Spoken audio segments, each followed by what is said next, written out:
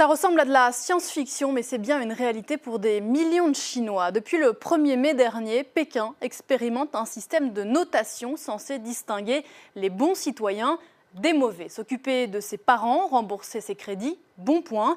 Critiquer le gouvernement, griller un feu rouge, mauvais point. Antoine Védéier et Charlie Wang se sont rendus dans l'une des villes laboratoires de ce Big Brother grandeur nature. C'est notre focus aujourd'hui. Imaginez une société dans laquelle tout ce que vous faites, ce que vous dites ou ce que vous achetez est contrôlé et évalué par les autorités. Ce n'est pas de la science-fiction. En Chine, c'est une réalité.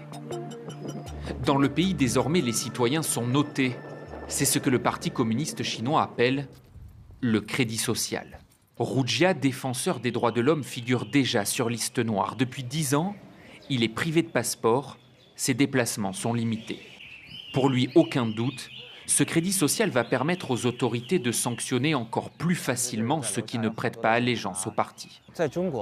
En Chine, les gens qui vont perdre le plus de crédit sont ceux qui ne sont pas d'accord avec le Parti communiste. Il ne faut pas critiquer la société ni le système actuel. Et il ne faut pas non plus dire du mal des hautes sphères du pouvoir et du dictateur. En fait, cette harmonie sociale voulue par le PC, soi-disant pour maintenir la stabilité de la société, sert uniquement à garantir le monopole de son pouvoir.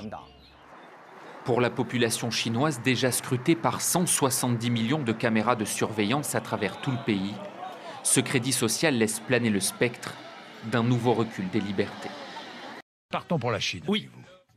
Dites-moi, mais ce que vous allez me raconter me fait froid dans le dos. C'est un peu effrayant, c'est vrai.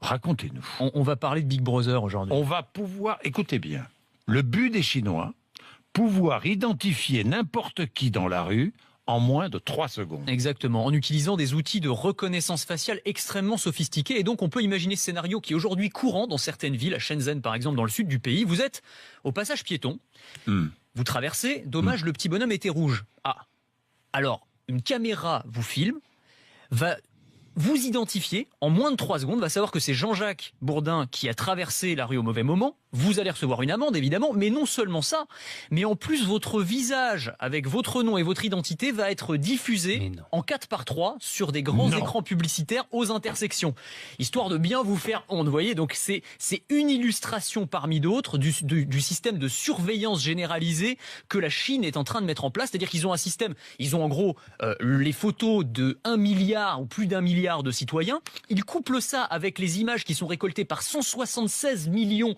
de caméras de vidéosurveillance. Il va y en avoir le triple dans 2 ans. Donc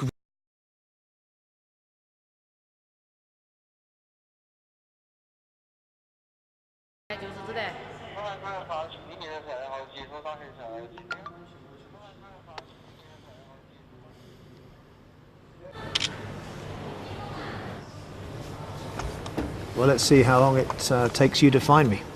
Thank you very much. Let's go.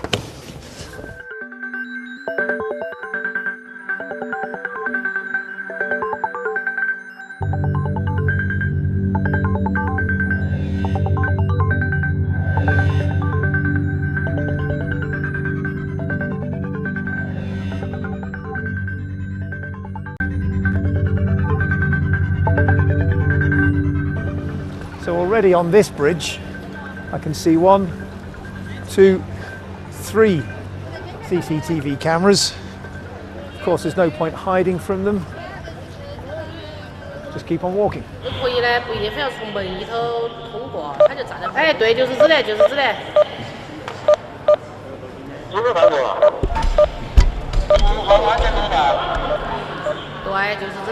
Uh-oh. Right behind me, you can see just over my left shoulder there. Hello guys. I've been expecting you. Maybe these guys aren't in on the joke.